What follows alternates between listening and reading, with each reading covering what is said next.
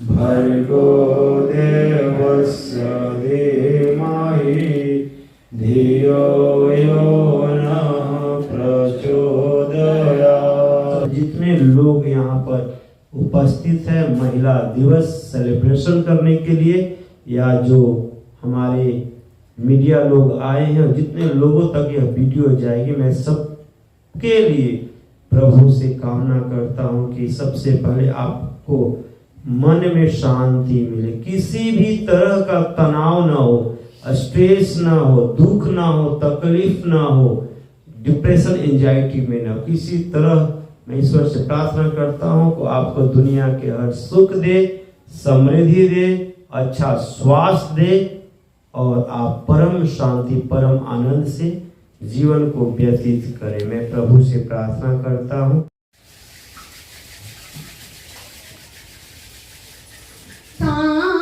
किसी से दुनिया में एक बार मोहब्बत करता है, इस दर्द को लेकर जीता है, इस दर्द को लेकर मरता है।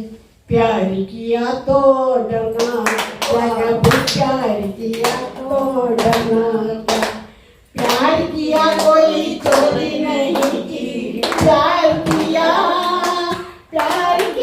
कोई चोरी नहीं की, चुप चुप आंखें भरना क्या, जब प्यार किया तो डरना। नंदिनी राम को देख कर श्री जनक नंदिनी जहाँ खड़ी बाग में जा खड़ी की खड़ी रह गई। तमन्ना यही है अभी हमने जी भर के देखा नहीं है। वन धाम को बास भलो जहाँ बास करें जमुना पटरानी। एक प्यार का नगमा है, मौजों की रवानी है, जिंदगी और कुछ भी नहीं, तेरी मेरी कहानी है।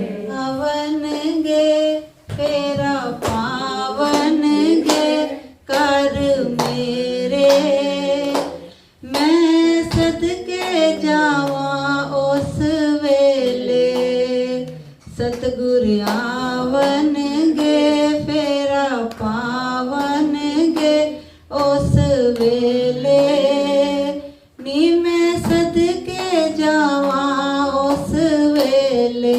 इतनी शक्ति हमें दे न दाता, मन का विश्वास कमजोर होना, इतनी शक्ति हमें दे न दाता, मन का विश्वास कमजोर होना।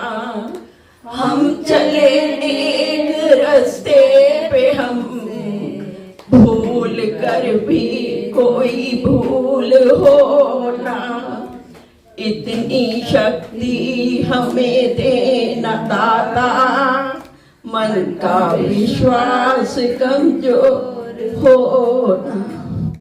तरंग मार लो, मन की तरंग मार लो, बस हो गया भजन, आदत बुरी सुधार लो, बस हो गया भजन, आदत बुरी सुधार लो, बस हो गया भजन। कहाँ से तुम आए हो, कहाँ से तुम आए हो, जाओगे तुम कहाँ, इस बात पर विचार लो, इस बात पर विचार लो। बस हो गया भजन, मन की तरंग मार लो, बस हो गया भजन। आदत बुरी सुधार लो, बस हो गया भजन।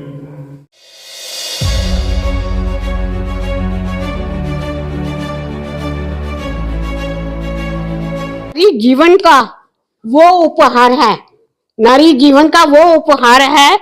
माँ भी है, माँ है वो, बेटी है वो, बहन है वो, पत्नी है वो। जीवन के हर सुख दुख में शामिल है वो, शक्ति है वो, प्रेरणा है वो, बच्चों की पहली गुरु है वो, बच्चों की पहली गुरु है वो, पति की सच्ची साथी है वो, और समाज की जननी है वो है तो समाज है। नमन है उन सब नारियों को, नमन है, सलूट है मेरा उन सब नारियों को जो जीवन के हर मोड़ पर सबका साथ देती हैं। नमस्कार, मैं हूं कविता उपाध्याय, आप है नमामि डिजिटल के साथ। और आज सभी को आज का जो खास दिन है इंटरनेशनल वुमेन्स डे, इसके तहत आप देखिए ह्यूमन पीस फाउंडेशन भी सेलिब्रेट कर रहा है। हम सबको आज सर ने आते ही विश भी किया और स्पेशल आज का इवेंट है क्योंकि आज अंताक्षरी भी हुई, फन भी हुआ, गेम भी हुआ। और इसी बीच में अब जो स्पिरिचुअल लीडर मेरे साथ में हैं, और लीडर इसलिए कह रही हूँ क्योंकि ये समाज से भी जुड़े हुए हैं। इन्होंने एमएलए इलेक्शन भी लड़ा है और कैंडिडेट हैं ये बिहार से, और आगामी समय में भी आप सबको पता है कि बिहार में चुनाव भी होने जा रहे हैं, उसमें भी इनकी पूरी भूमिका रहेगी। आइए अब मैं आपको दिखाती हूँ कि पीछे कैमरे के माध्यम से आप देख पाएंगे कि कितने लोग आज शामिल हुए हैं प्रोग्राम में, जहां पर ये लोग आज अपनी बात पूछेंगे और सीधा संपर्क, सीधा संवाद हो रहा है, मन की बात हो रही है अनुज जी के साथ। तो आइए शुरुआत करते हैं। अनुज जी, क्या कुछ कहेंगे ऐसे मौके पर? आपने विश किया, तमाम महिलाएं आज यहाँ पर आई हैं, बोलिए। आज बहुत अच्छा दिन है, पूरा विश्व इंटरनेशनल वुमेन्स डे मना रहा है। हम लोग भी दिल्ली के बहुत अच्छे वीआईपी एरिया निर्माण बिहार में आज हम लोग अपने जो हमारे माता तुल्य हैं, पिता तुल्य लोग हैं, काफी गेस्ट आए हुए हैं, उनके साथ हम लोग मनाने के लिए यहाँ पर बैठे हुए हैं। और हमारा संदेश है कि विश्व में सुख हो, शांति हो, और जो माताएं हैं, बहनें हैं, जो बच्चे स्पेशल वुमेन्स है, वो आगे बढ़े क्योंकि उनके बिना घर अधूरा रहेगा। तो मैं उनके लिए प्रार्थना करूंगा ईश्वर से वह स्वस्थ जीवन को व्यतीत करते हुए घर को अच्छे से चलाए। जी देखिए, पिछले हफ्ते ही हम यहाँ आए थे और इन्होंने एक बहुत बड़ा प्रोग्राम रखा, हवन रखा, यज्ञ रखा, और उसके बाद आज स्पेशल जो सेशन आज इन्होंने रखा है वो महिलाओं से इंटरेक्शन का रखा है। तो यहाँ पर तमाम महिलाएं हैं, मैं कहूंगी कि अगर आप सभी के कोई सवाल हैं तो कृपया सवाल पूछे और तुरंत आपको जवाब यहाँ पर मिलने वाला है। चलिए अब हम माइक जो है वो पब्लिक के बीच में, ऑडियंस के बीच में भेजते हैं और देखते हैं क्या कुछ सवाल है, की जरूरत है समाज को। मेरा नाम शिखा शर्मा है, मैं मयूर विहार से आई हूँ आज यहाँ पर ह्यूमन पीस फाउंडेशन के लिए, और मुझे बहुत अच्छा लग रहा है यहाँ कर। लेकिन शायद आप लोगों को अच्छा लगे, मेरा बहुत खराब सवाल है कि हमें ओल्ड एज होम की जरूरत ही क्यों पड़ती है? ये बहुत ही अच्छा क्वेश्चन है इनका, और मैंने अभी सर से, जो उनके हस्बैंड से बताया भी था नीचे में, बट दोबारा मैं बताना चाह रहा हूँ कि 2020 में मैं जब कोरोना के समय चल रहा था तो हम लोग भोजन बांटते थे, भोजन जो हम लोग कार में रख के देते थे। तो हम लोग मयूर विहार में गए थे, तो उस समय मयूर में एक अंकल बैठे थे जिनका एज 70 से 75 साल था, बिल्कुल मैले कपड़े पहन के मेट्रो के नीचे वो बैठे थे। हम लोग के अचानक वो दिख गए, तो दिखा तो मैं उनके पास गया, पूछा कि अंकल आप यहाँ पे कैसे हो, इतना दुखी लग रहे हो? तो उन्होंने बोला कि बेटा मैं घर से, मुझे मेरे बच्चों ने घर से, मेरे परिवार ने निकाल दिया, मैं 4-5 दिनों से यहाँ पर भूखा हूँ, प्यासा हूँ। तो हम लोग उनको खाने का एक पैकेट दिया, तो उन्होंने लेकर बोलते हैं कि ये खाना मैं कब तक खाऊंगा, कब तक जिंदा रहूंगा, उन्होंने ऐसा बोला। तो हम लोगों ने फिर सोचा, फिर रिसर्च किए, बहुत लोगों से जब मिलते थे तो हम लोगों ने उसी समय सोचा कि हम ऐसा आश्रम बनाएंगे जहाँ पे लोग आके रहे और अपना जीवन को अच्छे से व्यतीत करें, क्योंकि यह जो ओल्ड एज होम हम लोग को बनाने में खुशी नहीं है, अच्छा तो नहीं है, बट ये चलेगा, क्योंकि बहुत दिल्ली में मुझे लगता है कि डेली 50 से 100 लोग ओल्ड एज होम ढूंढ रहे हैं, 50 से 100 डेली। तो वो कहीं ना कहीं तो जाते। तो हम लोग तो अध्यात्म का प्रचार कर रहे हैं, स्पिरिचुअल स्पीकर है, तो हम लोग को अंदर दिल में दया है, तो हम लोगों ने स्टार्ट किया। कहीं ना कहीं जाने से अच्छा है कि हमारे यहाँ बेहतर से उनको सुविधा दे, इसलिए हमने ये ओल्ड एज होम खोला है। जी, बहुत अच्छा सवाल है। ये और भी कोई पूछना चाहें तो हम ऑडियंस से बात करेंगे। नई ऑडियंसेस आज हमारे साथ, उनसे हम बात करेंगे, वो उनकी क्या सवाल है। मेरा नाम परविंदर कौर है, मैं निर्माण विहार से हूँ। मैं ये जानना चाहती हूँ, आजकल जो बच्चों की शादी होती है वो इतने डिप्रेशन में क्यों जा रहे हैं, घरों के क्या हालात हैं? बिल्कुल, बहुत अच्छा सवाल है और जुड़ा हुआ है आज की नई जनरेशन के साथ। तो आइए जवाब लेते भी हैं, तो ये अपने लिए भी पूछ रहे हैं और समाज के लिए भी।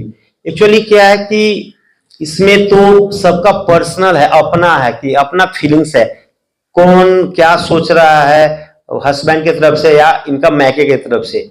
लेकिन मैं कहना चाहूंगा सबके लिए, पूरा विश्व के लिए, कि लोग मन की शांति ज्ञान को अगर लेंगे ना, मन की शांति, आध्यात्मिक पथ पे चलेंगे, कृष्ण भगवान के पथ पर चलेंगे, राम भगवान के पथ पर चलेंगे। सुनते तो सब है, रामायण सब लोग देख रहा है, सब लोग महाभारत भी देख रहे हैं।